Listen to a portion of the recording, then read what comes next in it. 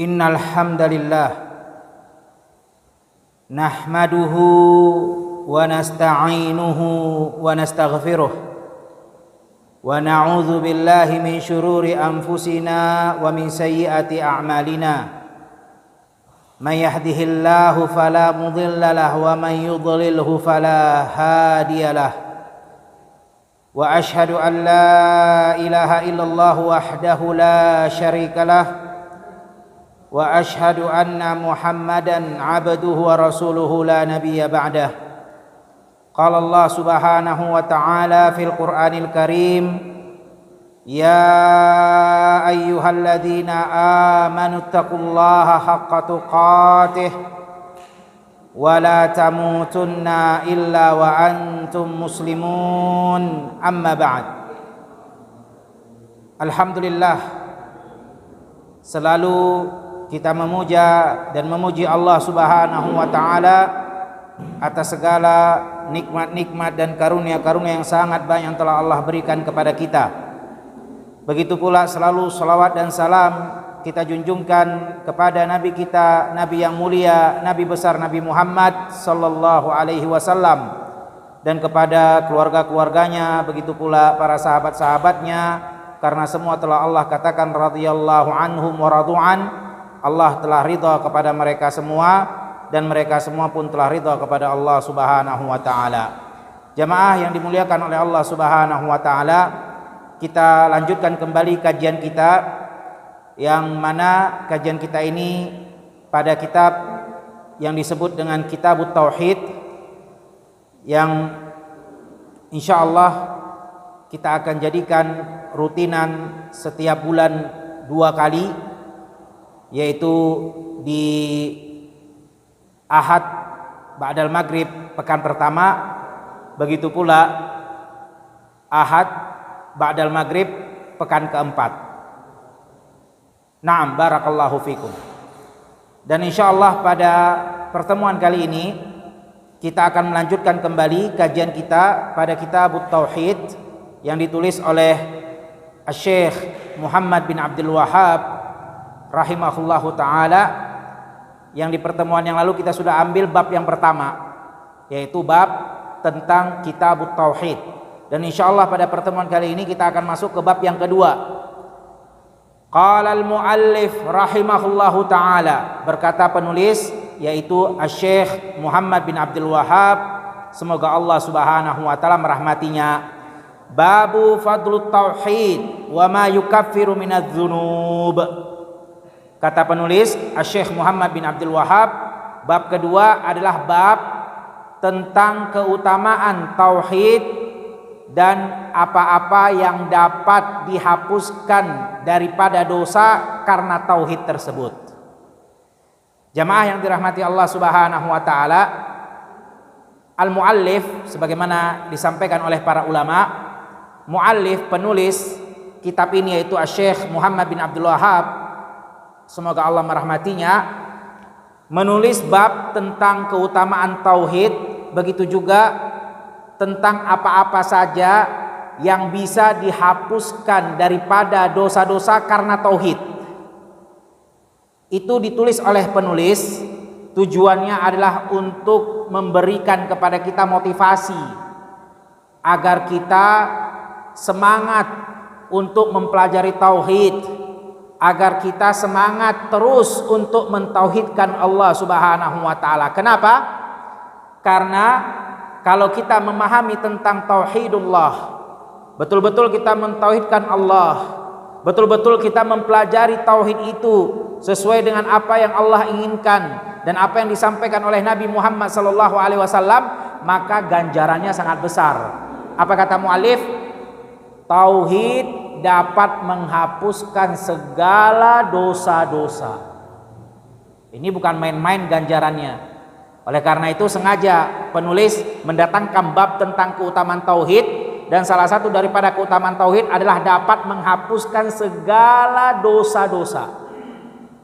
Berarti kalau dosa-dosa sudah Allah Subhanahu wa taala ampuni, artinya masuk surga. Kalau sudah masuk surga berarti itu adalah tanda keridhaan Allah. karena tidak ada satupun yang masuk ke dalam surga Allah kecuali yang Allah ridhai.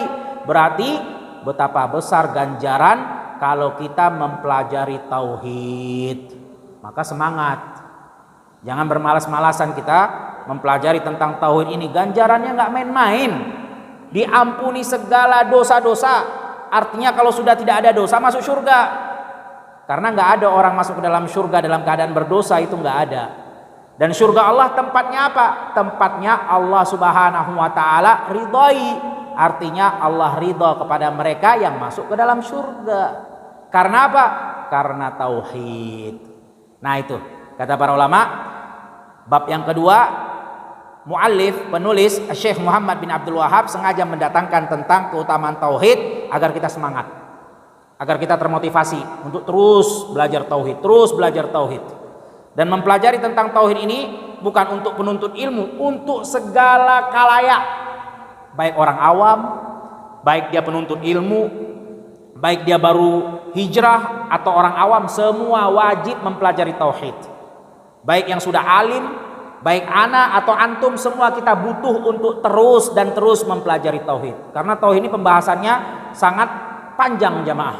Tauhid ini banyak sekali bab-bab yang harus kita ketahui. Tentang bagaimana bersabar, ada nanti bab tentang sabar ketika kita melaksanakan tauhid, ada akan dibahas oleh penulis rahimahullahu taala. Jadi ya, tentang tauhid ini wajib dipelajari oleh seluruh khalayak, bukan hanya untuk penuntut ilmu doang, tapi untuk orang awam, untuk orang yang sudah hijrah, yang belum hijrah, untuk seorang alim atau bukan alim, wajib baginya untuk mempelajari tauhid.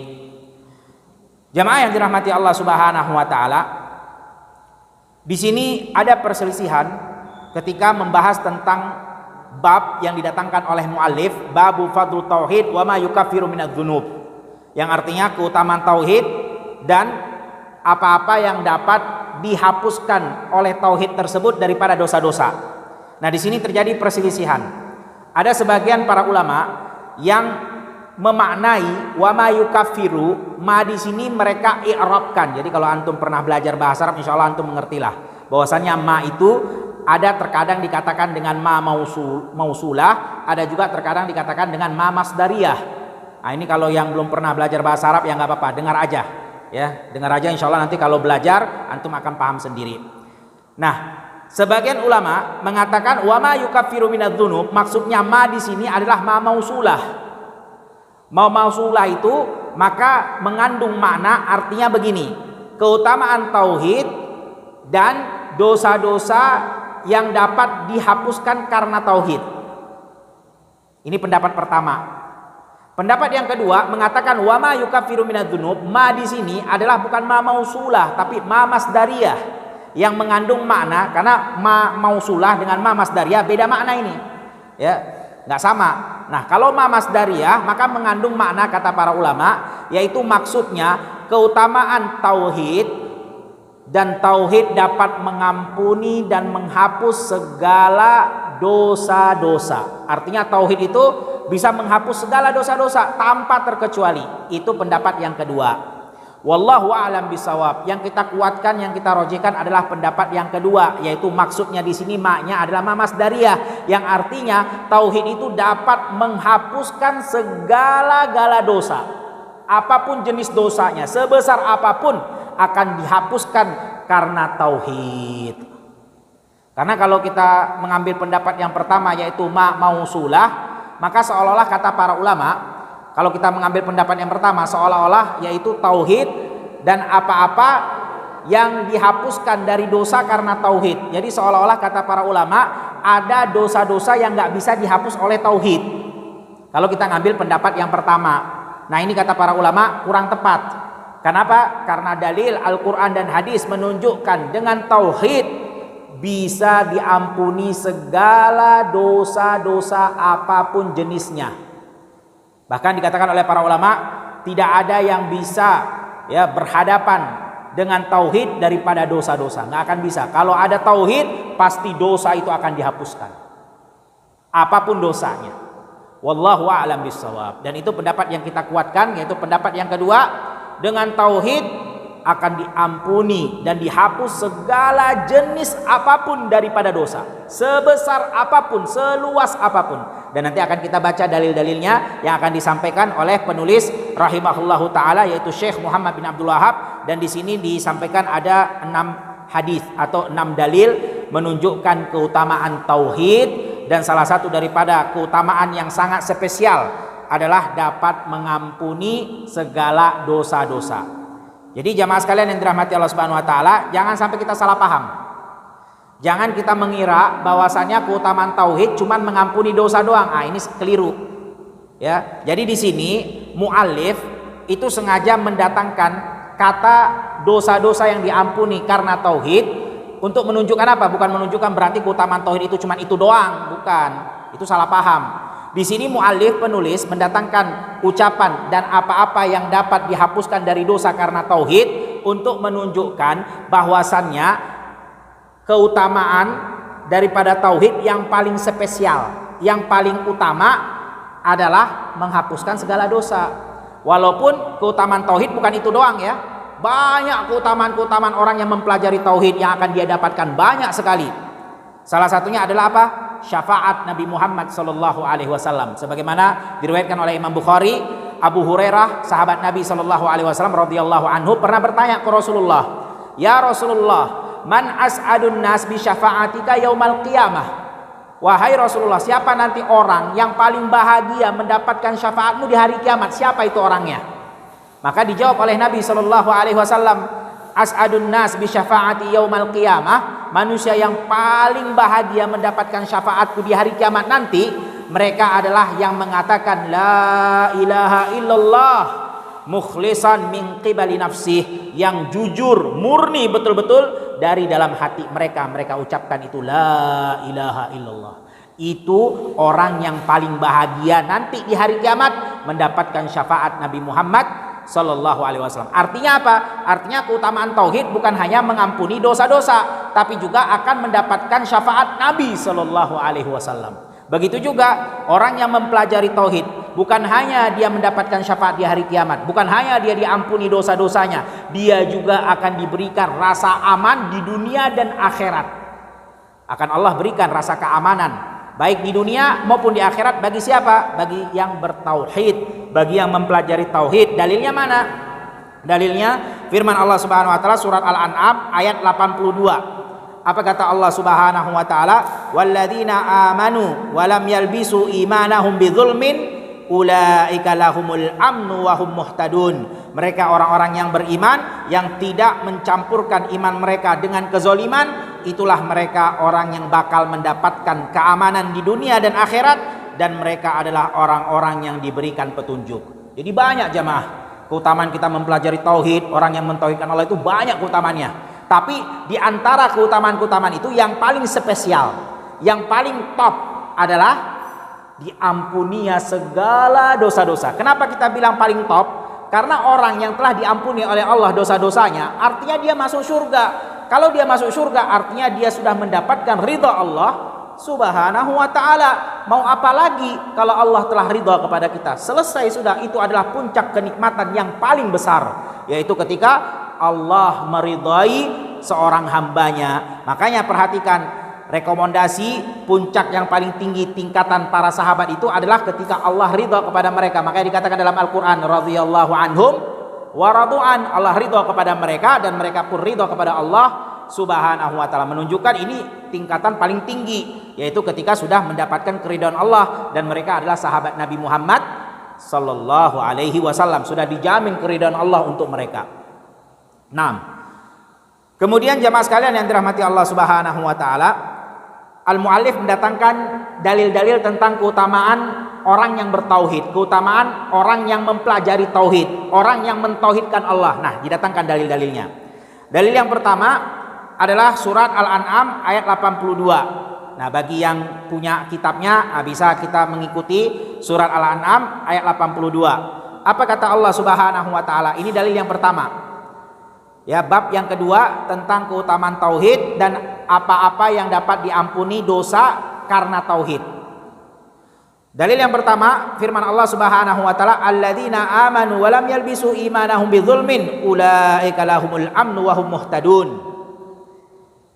Mereka orang-orang yang beriman yang tidak mencampurkan keimanan mereka dengan kezoliman. Maksudnya di sini kezoliman adalah kesyirikan, sebagaimana disampaikan oleh Ibnu Katsir dalam tafsirnya. Ulaika lahumul amn, mereka adalah orang-orang yang mendapatkan keamanan di dunia dan akhirat dan mendapatkan petunjuk. Nah, ini salah satu daripada keutamaan mempelajari dan mentauhidkan Allah Subhanahu wa taala. Baik, artinya kalau dia sudah diberikan keamanan di dunia, begitu pula di akhirat, artinya dosanya telah Allah ampuni. Kenapa? Karena orang-orang di akhirat yang merasa mereka terancam, tidak aman, itu adalah orang-orang yang berdosa. Adapun orang-orang yang tidak memiliki dosa, mereka akan merasa aman, mereka tidak akan merasa terancam. Itu maksud daripada keutamaan tauhid adalah diampuninya dosa-dosa atau segala daripada jenis dosa. Jamaah yang dirahmati Allah Subhanahu wa taala, bidzulmin tadi kita sudah sampaikan yang sahih tafsirannya sebagaimana disampaikan oleh Ibnu Katsir dalam tafsirnya, maknanya adalah syirik.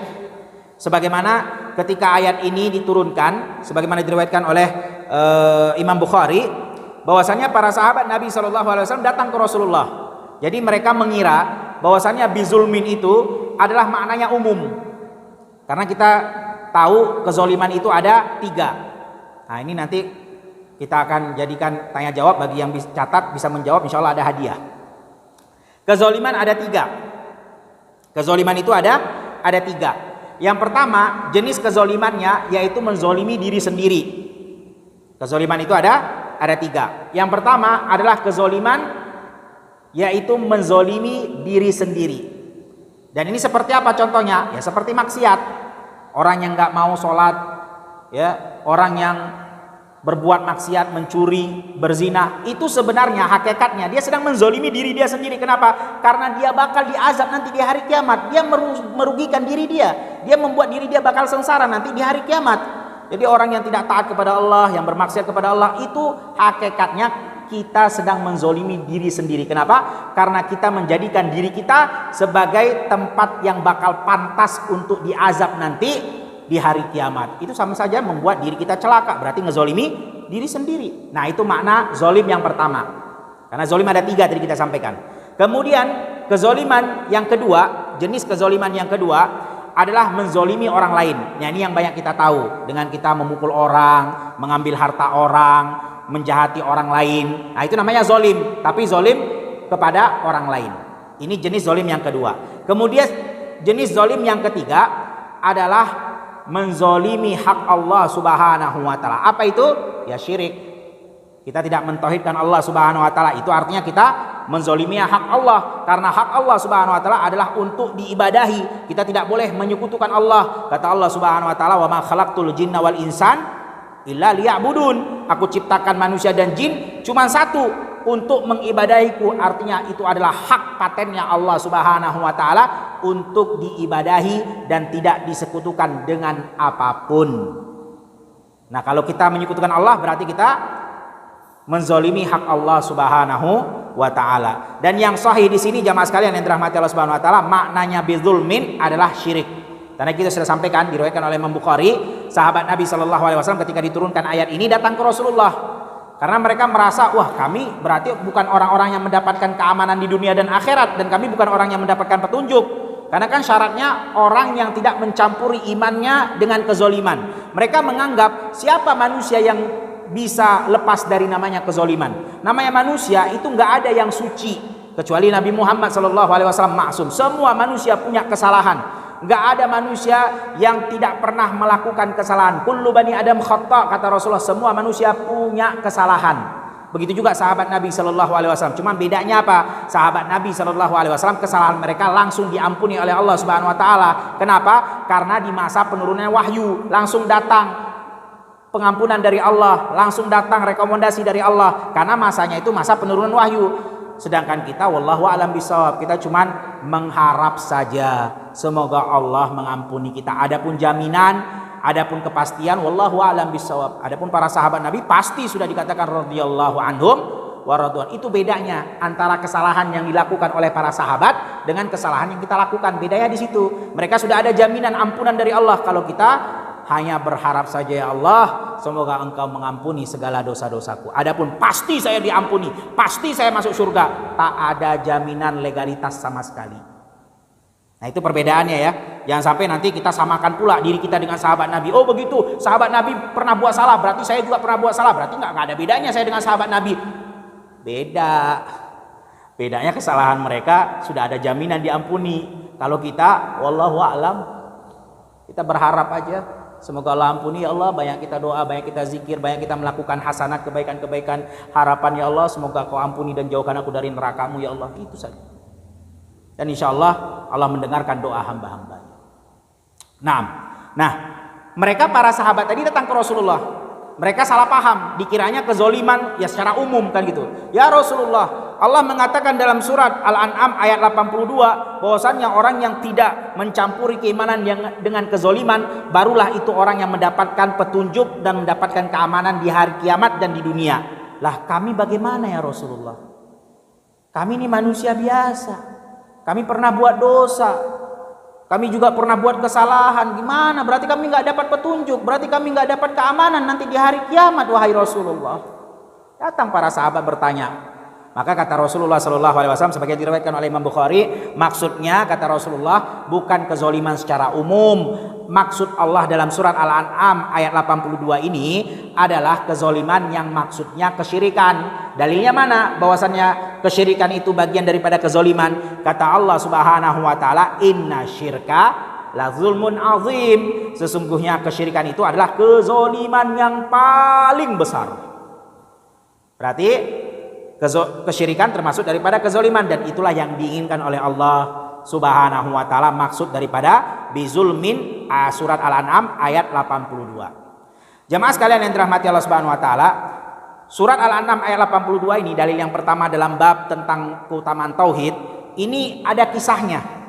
Jadi ayat ini yang kita baca ini adalah penutupan daripada obrolan atau debatannya Nabi Ibrahim kepada mereka orang-orang yang menyembah kepada selain Allah Subhanahu wa taala, khususnya menyembah apa-apa yang ada di langit, yaitu seperti matahari, bintang, bulan dan seterusnya.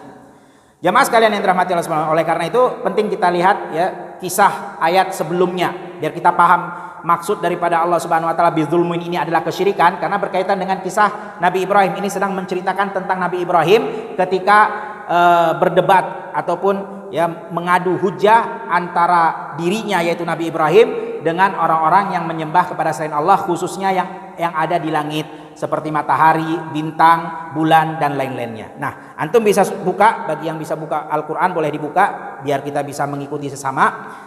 Surat Al-An'am ayat 75 sampai 82. Nah, biar kita paham tentang ayat yang kita baca barusan tadi, yaitu ayat surat Al-An'am ayat 82 mengkisahkan tentang apa, maka kita lihat ayat sebelumnya.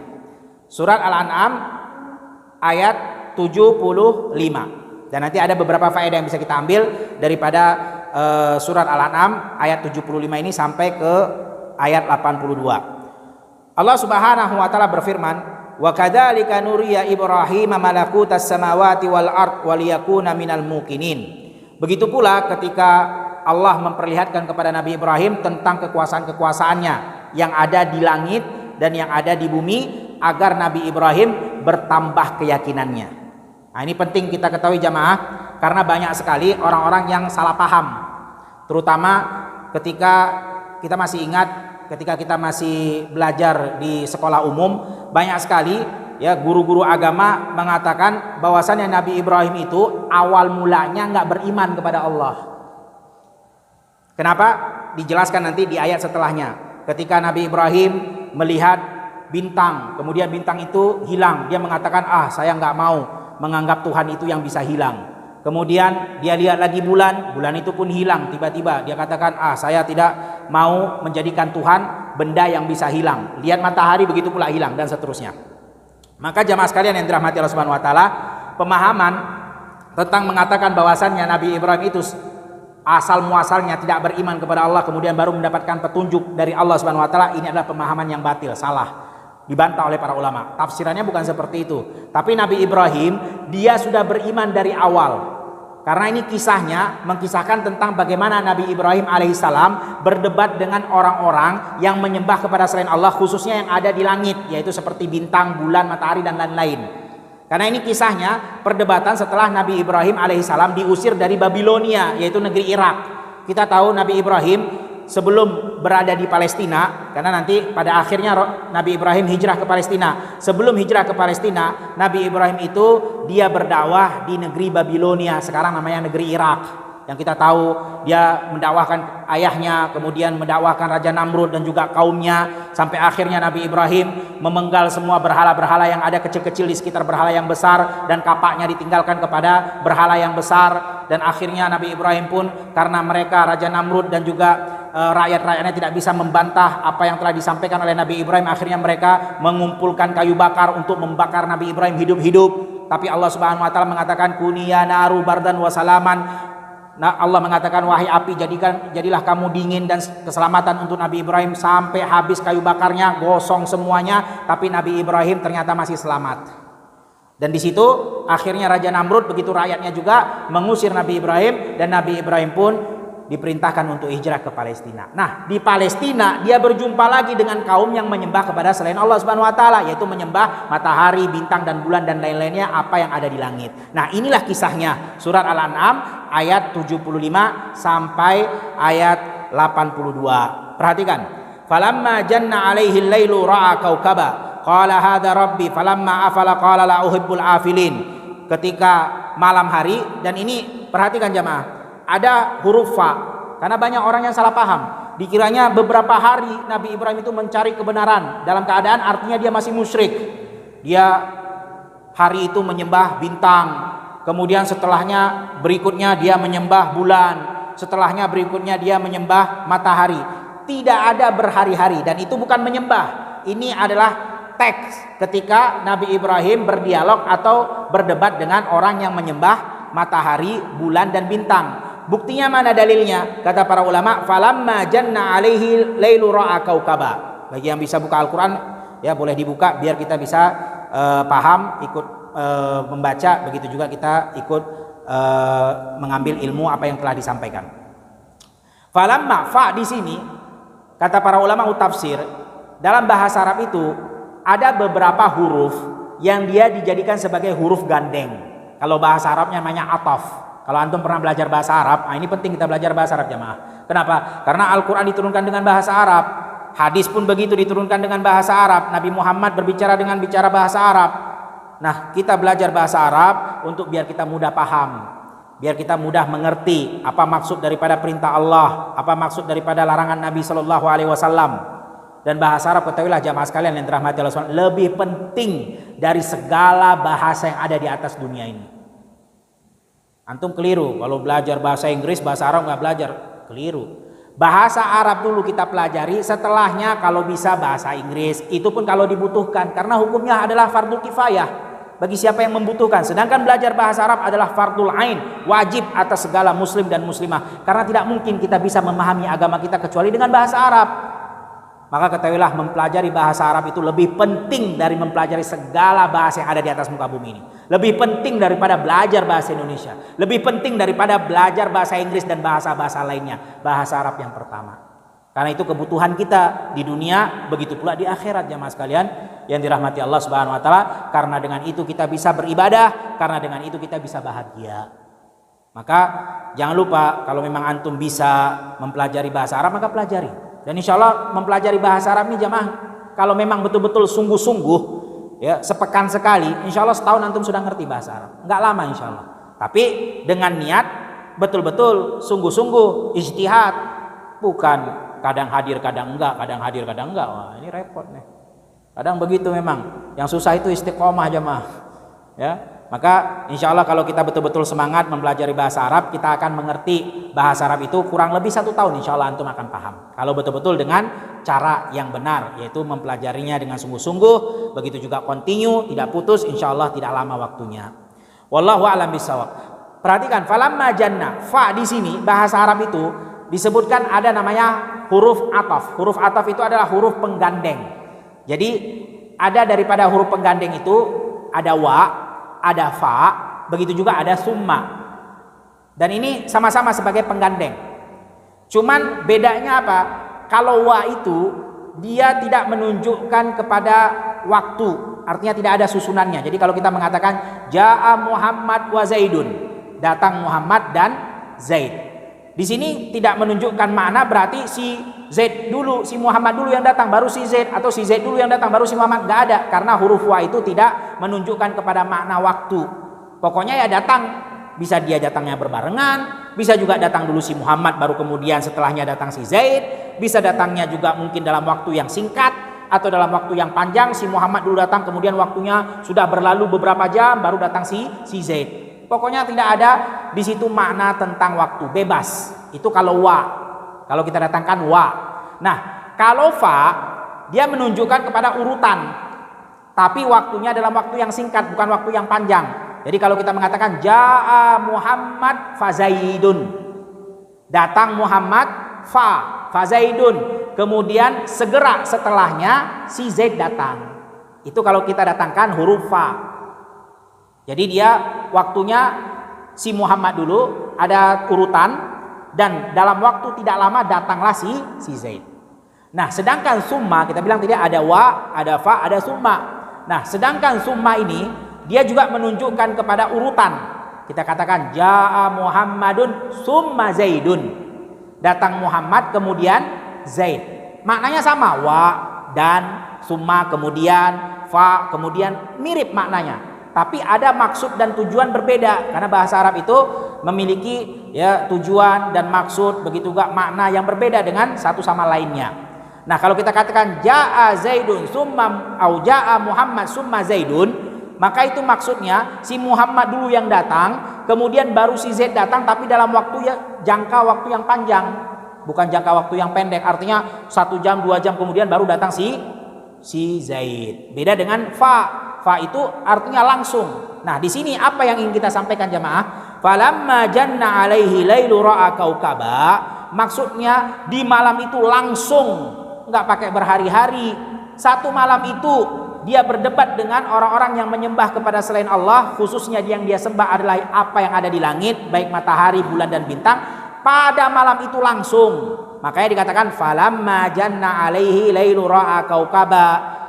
Setelah dia melihat bintang, bintang itu ternyata hilang. Karena kan bintang ketika mau terbitnya fajar hilang dia. Malam hari itu juga dia lihat ada bulan. Bulan juga ketika akan terbit matahari dia pun hilang. Dan di hari itu juga ketika terbit matahari, matahari pun hilang dengan datangnya malam hari. Maka di hari itu bukan berhari-hari. Dan ketahuilah, ini bukan Nabi Ibrahim menyembah matahari, menyembah bulan, menyembah bintang, bukan. Dia sedang berdebat dengan orang yang menyembah matahari, bulan dan bintang. Karena hati-hati jamaah, banyak sekali orang keliru, salah paham. Dikatakan Nabi Ibrahim itu pernah melakukan kesyirikan baru dia bertauhid kepada Allah setelah mendapatkan petunjuk dari Allah. Enggak ada. Para anbiya sebelum diangkat menjadi nabi dan rasul, mereka itu maksum, tidak pernah melakukan kesyirikan sama sekali. Ini bedanya para anbiya dengan kita. Kalau kita mungkin masa jahiliyahnya setiap orang pasti ada kan, masa kelamnya nggak ada yang mengatakan oh saya dari lahir udah suci, itu sombong namanya. Cuman para anbiya yang dijaga oleh Allah tidak pernah menyekutukan Allah, baik sebelum menjadi nabi atau setelah menjadi nabi, termasuk Nabi Ibrahim alaihissalam. Nah, ketika dia melihat bintang itu hilang, qala la uhibbul afilin, aku nggak mau ya menjadikan Tuhan itu yang hilang, karena nggak mungkin kita menyembah sedangkan dia nggak ada, adanya cuma di malam hari, siang hari nggak ada, kan nggak mungkin begitu. Namanya Tuhan itu pasti harus ada selalu, kapanpun, dimanapun, mendengarkan doa hambanya. Nah, kemudian dia lihat lagi setelah itu, falamma ra'al qamara bazighan qala hadza rabbi falamma afala qala la in lam yahdini rabbi la akunanna minal qaumid dhalin. Dia juga nggak mau karena bulan tadi hilang. Jadi ini dialog antara Nabi Ibrahim dengan mereka yang menyembah bulan. Falamma ra'a asy-syamsa bazighan, begitu juga ngelihat matahari, qala hadza rabbi. Jadi dia sedang memberikan petunjuk kepada orang-orang yang menyembah berhala. Seperti yang kita sampaikan dalam surat Anbiya, ada di ayat 51. Antum perhatikan bagaimana ketika Nabi Ibrahim alaihissalam berdialog dengan mereka orang-orang yang menyembah patung berhala. Ketika ditanya siapa yang menghancurkan berhala-berhala kecil ini kan gitu. Apa kata Nabi Ibrahim? Itu yang melakukannya yang besar. Nabi Ibrahim sengaja mengatakan itu untuk memberikan petunjuk kepada mereka agar mereka pikirannya, mindset mereka terbuka. Setelah dikatakan coba tanya yang besar. Buktinya kampaknya ada di pada patung berhala yang besar. Apa jawaban mereka? Lah gimana kami mau bertanya, orang dia nggak bisa bicara. Nah di situ baru Nabi Ibrahim mengatakan, loh udah tahu nggak bisa ngomong, kenapa disembah? Nah sama dialog seperti yang kita sampaikan di awal tadi tentang matahari, tentang bulan, tentang bintang. Hada Rabbi, wah ini memang besar, matahari terang, ini memang Rabb. Tapi begitu hilang, lah masa Tuhan itu bisa hilang? Lalu kemana kita mau menyembah? Nah itu sengaja Nabi Ibrahim mendatangkan teks begitu, Hada Rabbi, untuk membuka mindset pemikiran mereka bahwasanya nggak mungkin lah kalau matahari itu Tuhan Allah, masa dia hilang? Kalau dia hilang lalu siapa yang mau mendengarkan doa kita? Nah gitu. Kemudian jemaah sekalian yang dirahmati Allah Subhanahu wa taala, falamma ra'a asy-syamsa bazighatan qala hadza rabbi hadza akbar falamma afalat qala ya qaumi inni bari'um mimma tusyrikun inni wajjahtu wajhiya lilladzi fatara samawati wal ard hanifan wa ma ana minal musyrikin. Nah, dalilnya juga jamaah sekalian yang dirahmati Allah Subhanahu wa taala, perhatikan. Di ayat 77 surat Al-An'am, ketika dia melihat bulan itu hilang, qala la in lam yahdini rabbi la akunanna minal qaumid dhalin. Kalau bukan karena hidayah dari Rabbku, maka aku akan menjadi kaum yang tersesatkan, kaum yang sesat. Menunjukkan apa? Menunjukkan sebelumnya dia udah beriman. Kalau dia tidak beriman, masa dia mengatakan kalau bukan karena petunjuk Rabbku, maka aku akan menjadi kaum yang sesat. Menunjukkan ayat ini berarti sebelum dia berdialog tentang bintang, tentang matahari, tentang bulan, sudah beriman dari awal.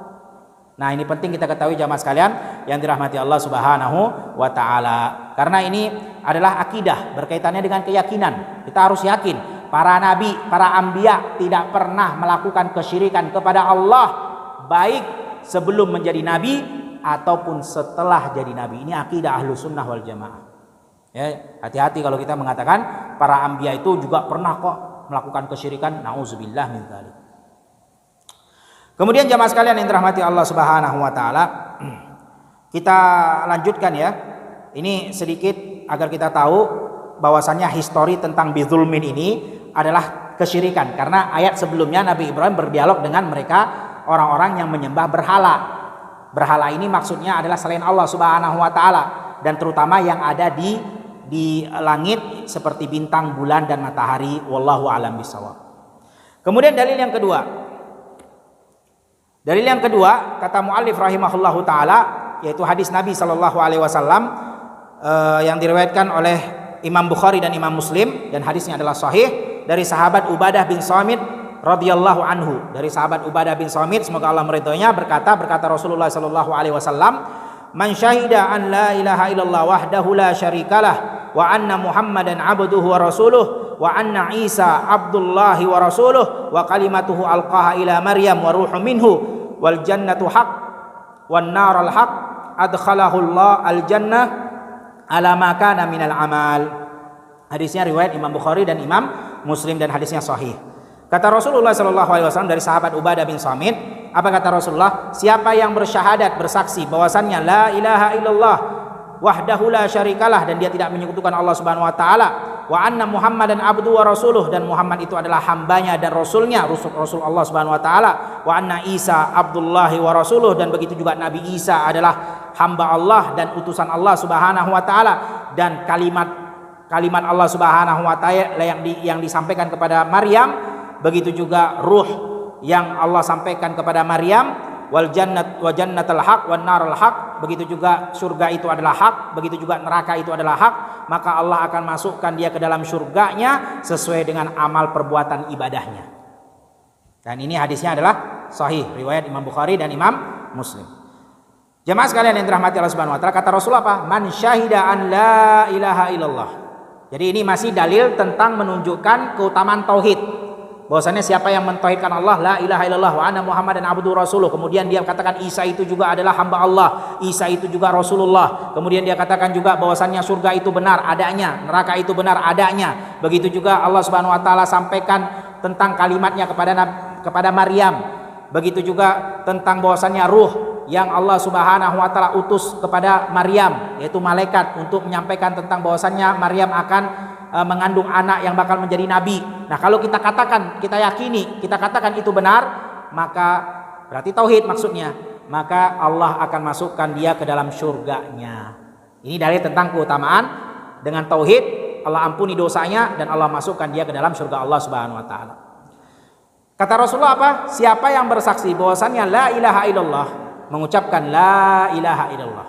Nah, la ilaha illallah ini jamaah penting kita ketahui, banyak sekali orang-orang awam tentunya yang ada di negeri kita ini memaknai dan memahami la ilaha illallah itu hanya sebatas mengatakan tidak ada Tuhan selain Allah. Ini kurang tepat jamaah. Mengatakan tidak ada Tuhan selain Allah kurang tepat dan dibantah oleh para ulama.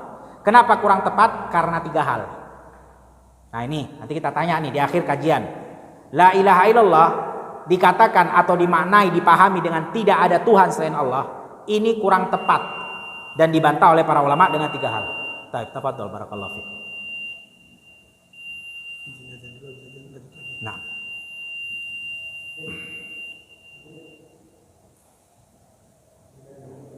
sampai pukul berapa? Baik, khairan insyaallah. Kita ambil sedikit lagi apa yang tersisa, kemudian kita akhirkan sholat isya'nya setelah kajian, mungkin tinggal beberapa faedah lagi. Kata Rasulullah Shallallahu Alaihi Wasallam, tadi kita sampai pada dalil yang kedua ya. Kata Rasulullah Shallallahu Alaihi Wasallam, siapa yang bersaksi syahadah bahwasannya la ilaha illallah, dan la ilaha illallah tadi kita sampaikan banyak orang-orang awam khususnya di negeri kita ini yang memaknai dan mengartikan la ilaha illallah itu artinya tidak ada Tuhan selain Allah. Ini kurang tepat dan dibantah oleh para ulama. Kenapa? Karena 3 hal. Kenapa para ulama mengatakan kurang tepat? Karena 3 hal. Kalau kita hanya memaknainya tiada Tuhan selain Allah, itu kurang tepat karena 3 hal. Yang pertama, Tuhan kalau dalam bahasa Indonesia kan yang menciptakan, yang menghidupkan, yang mematikan, itu bahasa Arabnya artinya Khaliq. Kalau kita artikan ke bahasa Arab tentang Tuhan yang kita pahami, yang menciptakan, yang menghidupkan, itu bahasa Arabnya Khaliq. Sedangkan ilah ini maknanya bukan Khaliq. Ilah ini adalah kalau dalam bahasa Arab nih, makanya kita penting kita pahami bahasa Arab karena agama bahasa Arab. La ilaha illallah itu bahasa Arab. Tidak ada yang memahami tentang bahasa Arab kecuali bahasa Arab itu sendiri. Makanya penting kita belajar bahasa Arab nih. Kita ulang lagi agar kita mengerti bagaimana kedudukan mempelajari bahasa Arab. La ilah itu bahasa Arab yang mana wazannya adalah fi'al, yang mana fi'al ini bermakna maf'ul. Jadi kalau kita katakan ilah aliha ya'lahu ilahan fahuwa ma'luh, artinya yang disembah, bukan yang menciptakan, yang menghidupkan seperti al-khaliq. Ini alasan pertama. Kenapa kita mengartikan, menerjemahkan la ilaha illallah tidak ada Tuhan selain Allah kurang tepat? Karena satu, bahasa Arabnya bukan Tuhan, bukan khaliq, tapi yang disembah. Sehingga kalau kita mau mengartikan secara teks di dalam bahasa Indonesia, artinya la ilaha tidak ada yang disembah illallah kecuali Allah. Jadi kurang tepat yang pertama satu. Kalau kita bilang tidak ada Tuhan kurang tepat karena bahasa Arabnya bukan begitu. Kemudian yang kedua, kenapa kurang tepat? Karena kalau kita hanya mengartikannya tidak ada Tuhan, maksudnya apa sih tidak ada Tuhan? Banyak orang mengatakan ya Tuhan itu yang menciptakan, kan begitu ya? Tuhan itu yang menghidupkan, Tuhan itu yang memberikan rezeki, Tuhan itu yang mengatur langit dan bumi, kan begitu ya? Kalau kita tanya orang awam, Tuhan itu apa? Ya itu pasti jawabannya, seperti yang kita sampaikan. Nah, kalau kita hanya memaknai Tuhan itu ya itu doang yang menciptakan, yang menghidupkan, itu saja, maka kurang tepat kata para ulama. Kenapa?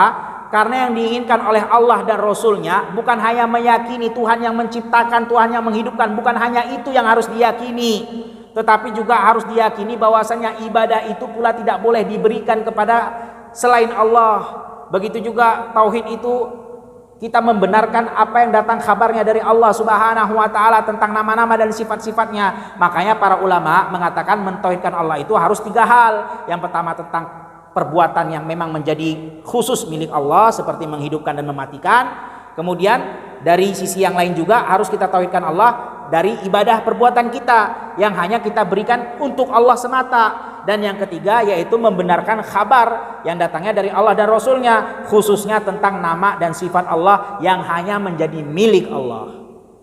Nah itu jamaah, itu alasan kedua. Kurang tepat kalau kita mengatakan tidak ada Tuhan, artinya mereka hanya meyakini ya Allah itu ya berarti dia yang menciptakan, dia yang menghidupkan, udah itu doang.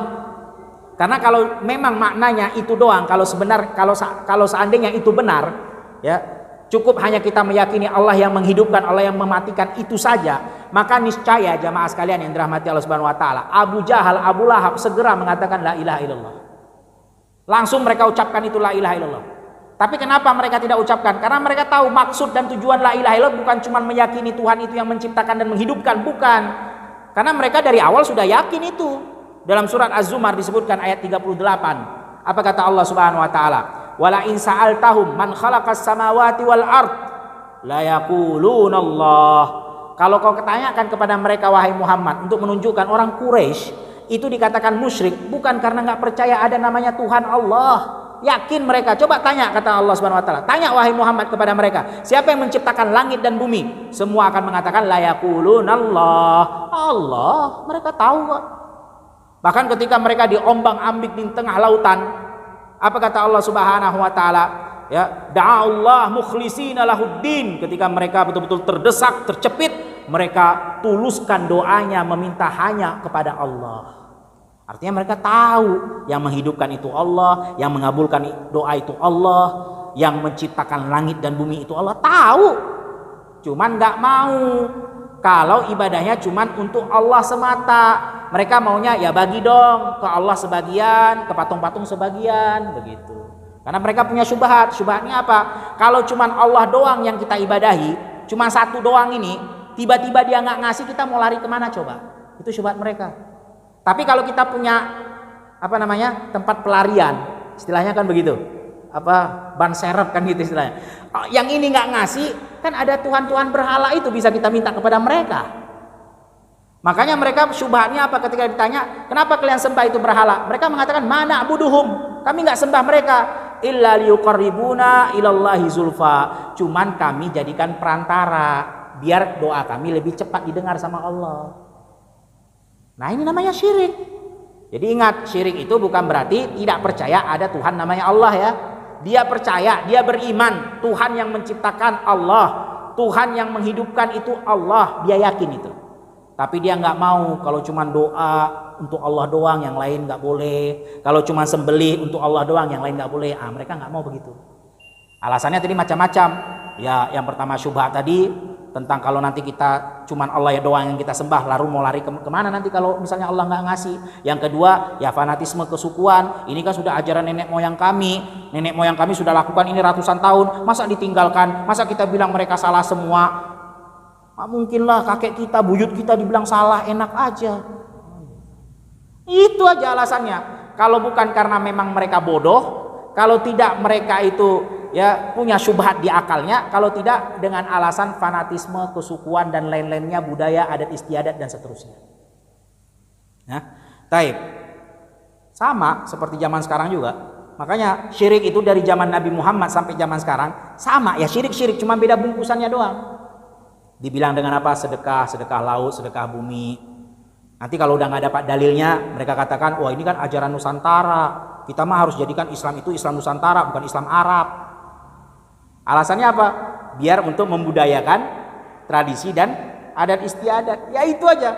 Makanya jamaah sekalian yang dirahmati Allah Subhanahu wa taala, perhatikan ketika Nabi Ibrahim beradu hujjah dengan mereka yang menyembah berhala, ketika mereka sudah tidak menemukan dalil untuk membantah apa yang disampaikan oleh Nabi Ibrahim, apa jawaban mereka? Qalu wajadna alaihi aba'ana. Ini sudah dikerjakan bapak nenek moyang kami, buyut kami udah ngerjakan ini. Masa kamu baru datang anak kemarin sore nyala-nyalain orang dulu? Enak aja siapa kamu? Udah itu mentok dalilnya mereka yang melakukan kesyirikan. Kalau sudah nggak punya dalil untuk membantah tentang yang mereka lakukan itu adalah syirik. Ujung-ujungnya udah budaya ini Nusantara ini. Subhanallah. Baik, itu alasan kedua. Kenapa la ilaha illallah dimaknai, diartikan tidak ada Tuhan selain Allah kurang tepat? Karena yang diinginkan dari la ilaha illallah bukan hanya kita meyakini Allah yang menciptakan, bukan hanya meyakini Allah yang menghidupkan. Karena kalau cuma itu doang, niscaya Abu Lahab sama Abu Jahal langsung mengucapkan la ilaha illallah.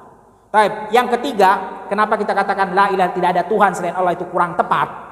Karena kalau kita katakan tidak ada Tuhan, maka agama-agama yang lain yang mereka memiliki dewa-dewa, memiliki Tuhan-Tuhan yang banyak, bukan cuma satu. Seperti kita tahu ada agama yang mengatakan ada dewa penghancur, itu Tuhan bagi mereka. Ada dewa pemelihara, ada dewa Wisnu, ada dewa Brahmanan, ada dewa ini dan itu, macam-macam lah. Itu bagi mereka Tuhan.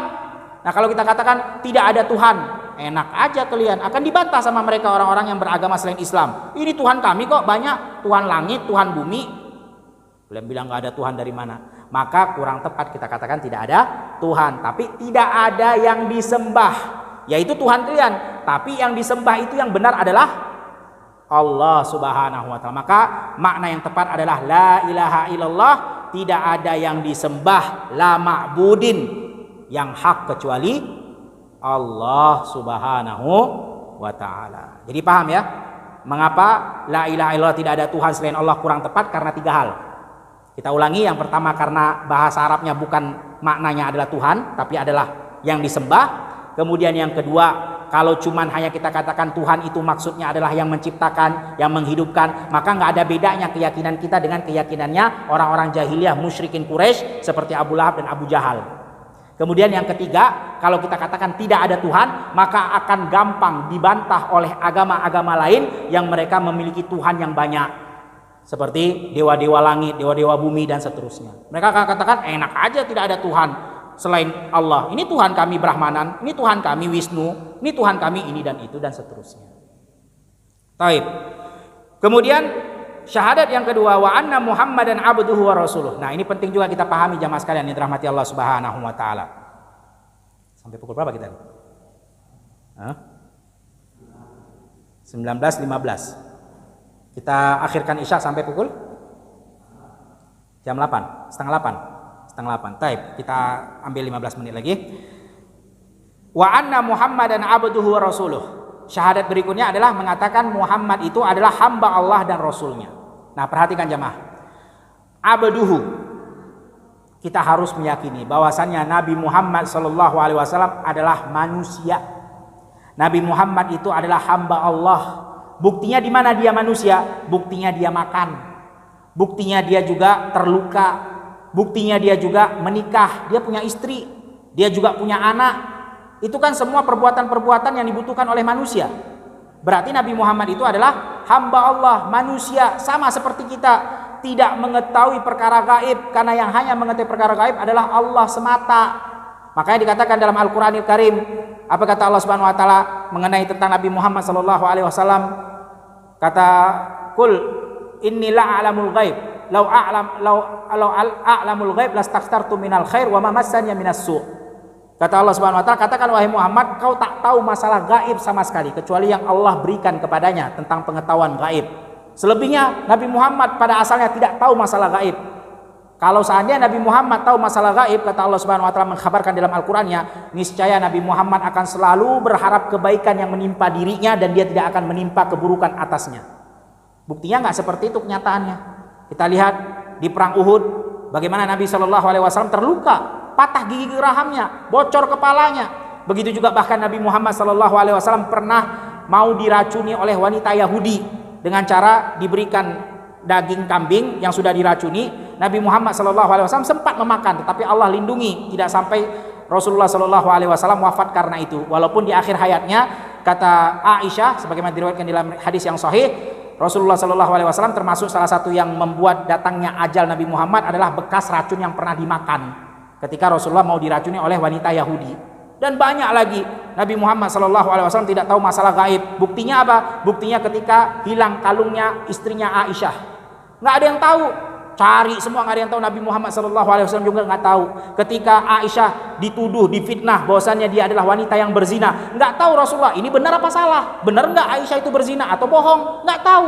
Berhari-hari karena wahyu nggak turun, menunjukkan Rasulullah itu manusia, nggak tahu masalah gaib kecuali apa yang Allah beritahukan kepadanya berupa wahyu.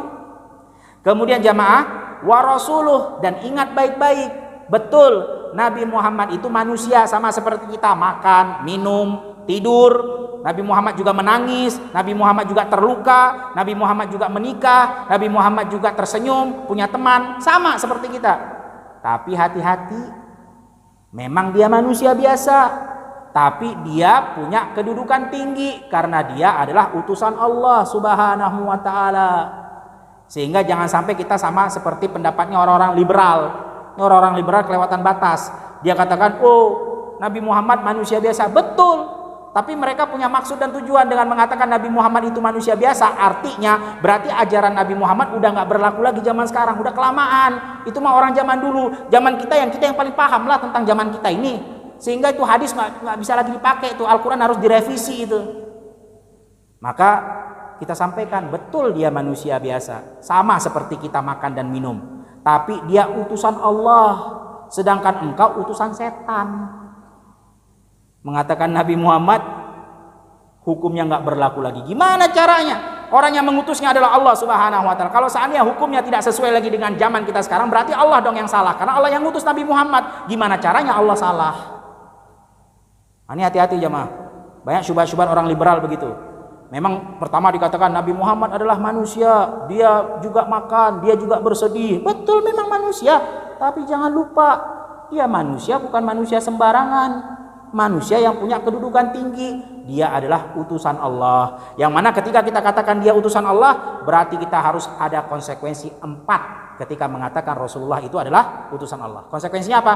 Yang pertama, kita harus membenarkan segala apa yang disampaikan oleh Nabi Muhammad. Kalau itu hadisnya sahih, harus kita imani, yakin itu adalah hadis Nabi Muhammad SAW. Yang pertama, ini biar kita tahu nih, memang dia manusia biasa, tapi ketika kita meyakini dia utusan Allah, berarti konsekuensinya ada 4. Yang satu, kita harus mengatakan semua yang datang dari Nabi Muhammad itu benar.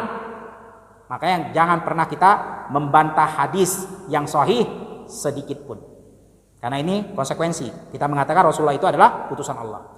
Kemudian yang kedua, kita laksanakan segala perintah Nabi Muhammad SAW. Hukumnya wajib melaksanakan perintah Rasul.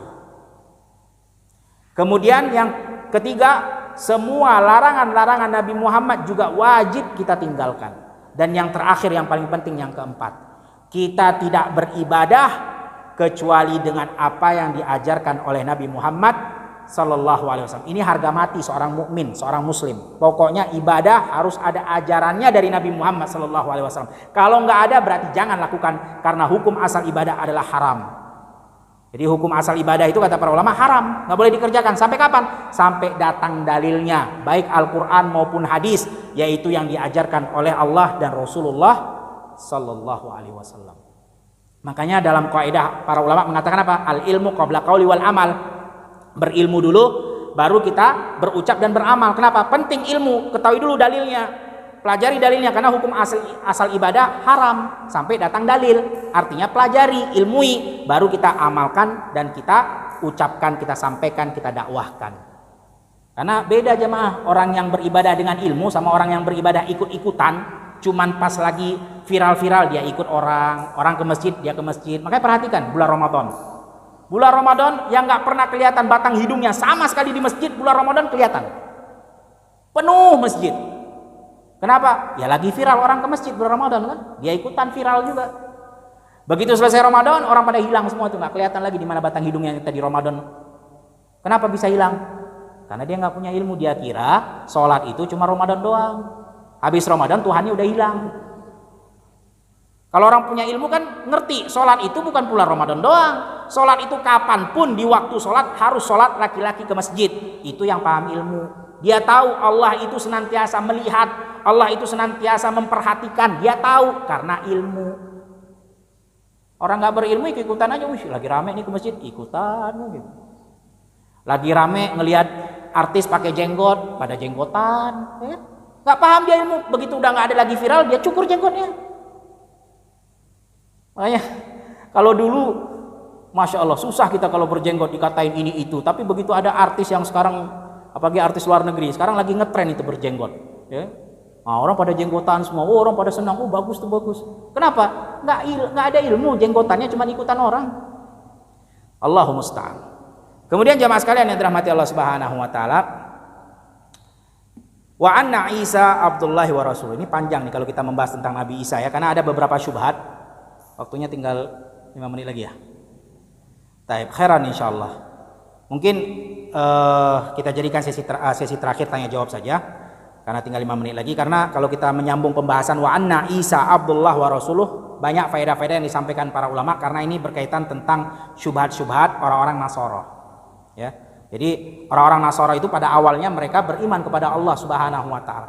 Kemudian nanti ada beberapa syubhat karena sebab sesuatu kejadian mereka mengatakan bahwasannya Isa itu anak Tuhan, ada yang mengatakan Tuhan dan seterusnya. Wallahu a'lam bishawab. Karena waktunya sudah tidak memungkinkan lagi, kita jadikan sesi terakhir adalah sesi tanya jawab. Mungkin ada yang ingin ditanyakan, maka kami persilahkan. Falyatafaddal mashkuran. Tafadhal barakallahu fiik.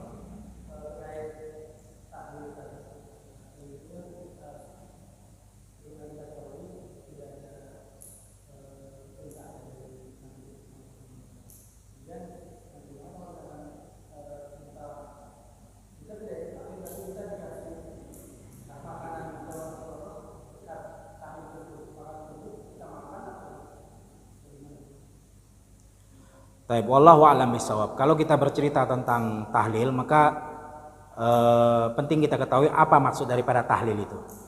Nah, kalau maksudnya di situ hanya memberi makan, kemudian bersedekah, maka kita harus lihat dulu tentang maksud dan tujuannya. Karena jamaah sekalian yang dirahmati Allah Subhanahu wa taala, ibadah ini baru kita bisa mengatakan itu bukan dari Nabi, itu bukan dari Islam, ketika kita sudah melihat tentang 5 hal. Tentang 5 poin.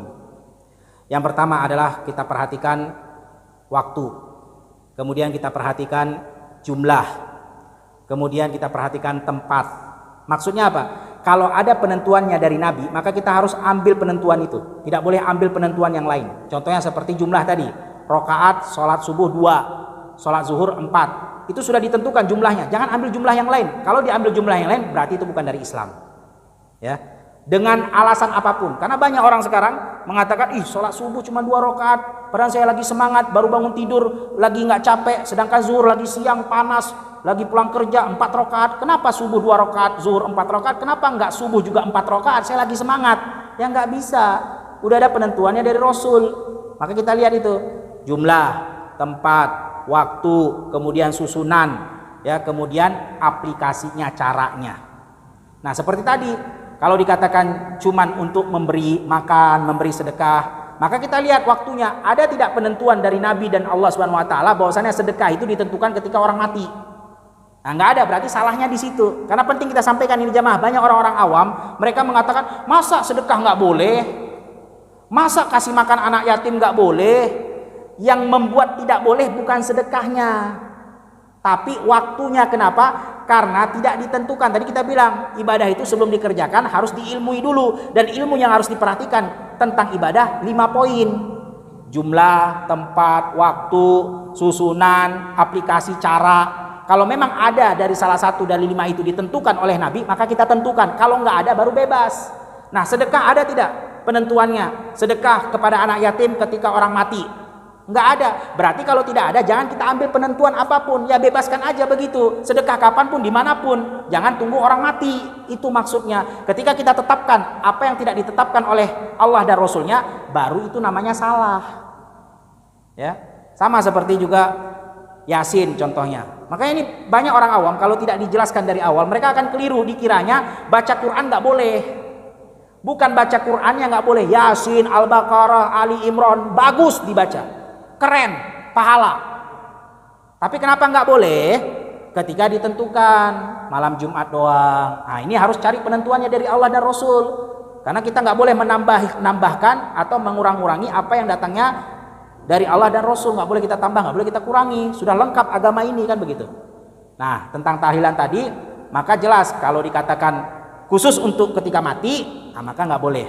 Nah, kemudian jamaah sekalian yang dirahmati Allah, pertanyaannya tadi tentang makanan.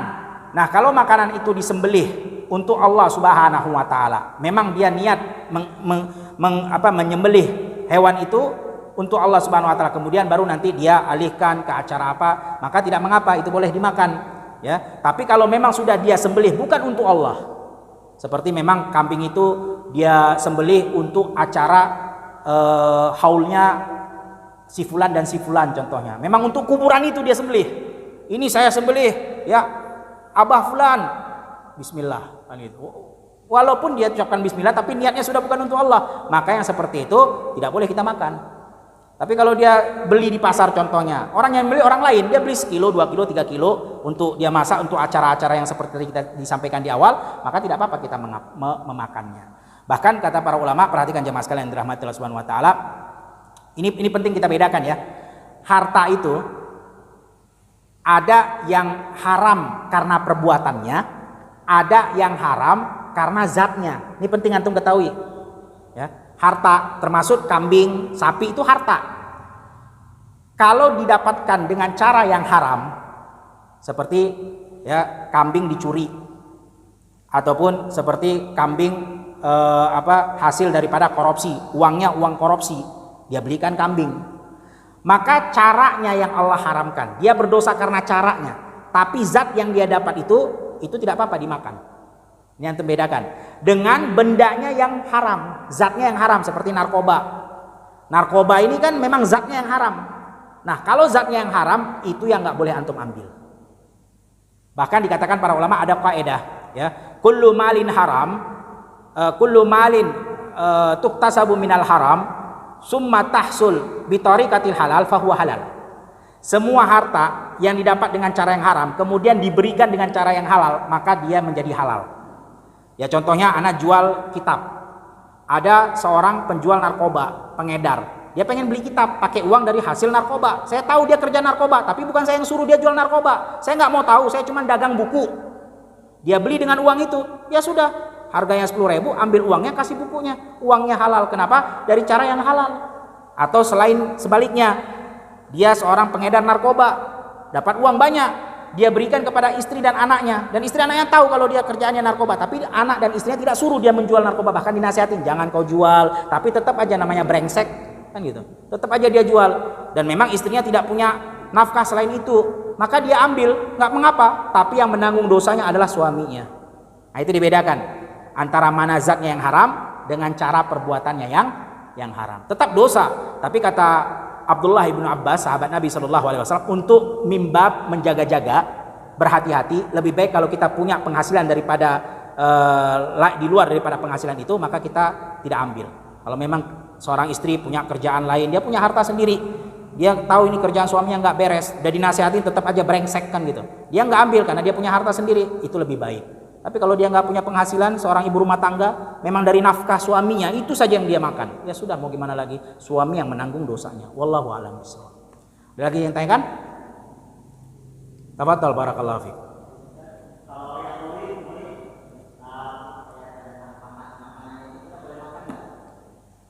Baik. Nah, yang kita sampaikan tadi, kalau memang sesembelihan, karena itu hukumnya kepada sesembelihan, yang disembelih kepada selain Allah, maka tak boleh dimakan karena itu bangkai.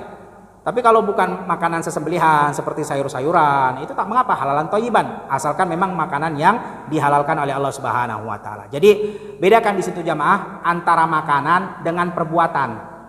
Ya. Jangan juga antum makan kemudian menyuruh untuk melakukan ini, ya antum berarti nanggung juga perbuatannya sama. Ya.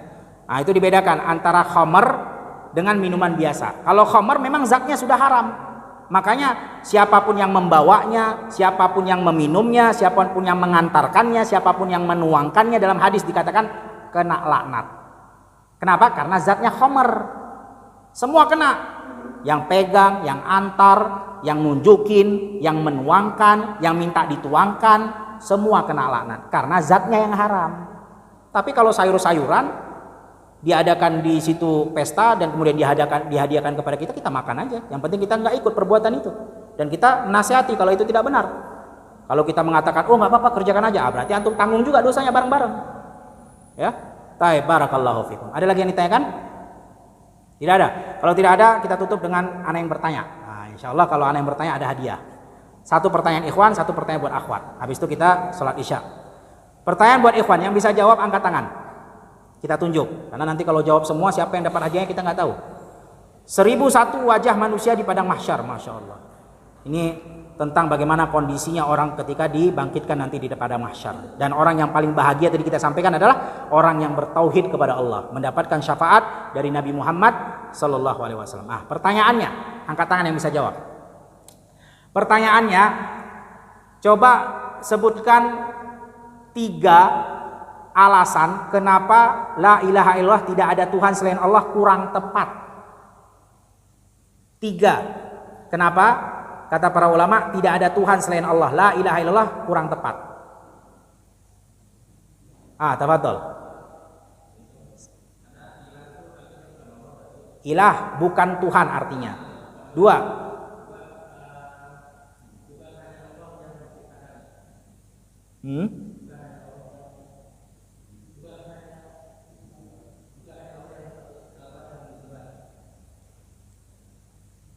Yang kedua, kita bantu. Kalau kita katakan Tuhan artinya yang menciptakan dan menghidupkan saja, kurang tepat, karena la ilaha illallah, tauhid itu bukan hanya mengatakan Tuhan yang menciptakan saja. Untuk membedakan antara musyrikin Quraisy dengan orang-orang yang beriman. Yang ketiga, terakhir, selain agama Islam, kalau kita mengatakan tidak ada Tuhan, maka agama-agama yang mengatakan enak aja, ini Tuhan kami nih, Tuhan langit, Tuhan bumi. Kenapa kalian bilang tidak ada Tuhan? Barakallahu fiik. Tafadhal. Masya Allah. Ahsanallah ilaik. Wa iyyakum. Pertanyaan terakhir untuk akhwatnya. Akhwatnya yang bisa jawab aja, karena kita nggak tahu siapa yang angkat tangan, siapa yang nggak angkat tangan, nggak kelihatan. Yang bisa jawab saja. Pertanyaannya, apakah para nabi itu pernah melakukan kesyirikan sebelum menjadi nabi atau setelah menjadi nabi? Pernah tidak mereka melakukan kesyirikan? Para nabi, akhwatnya, ada nggak akhwatnya? Nggak ada ya?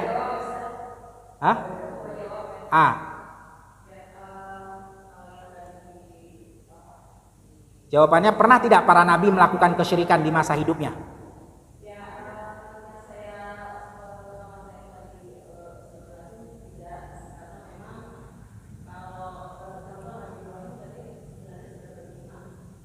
Baik. Nabi Ibrahim sudah beriman, begitu juga nabi-nabi sebelumnya, mereka maksum, para anbiya itu maksum, hukumnya terjaga daripada kesyirikan. Tolong sampaikan. Barakallahu fiik.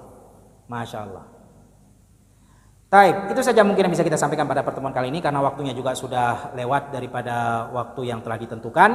Kita cukupkan sampai di sini dengan membaca doa kafaratul majlis. Subhanakallahumma wa bihamdika asyhadu an la ilaha illa anta astaghfiruka wa atubu ilaik.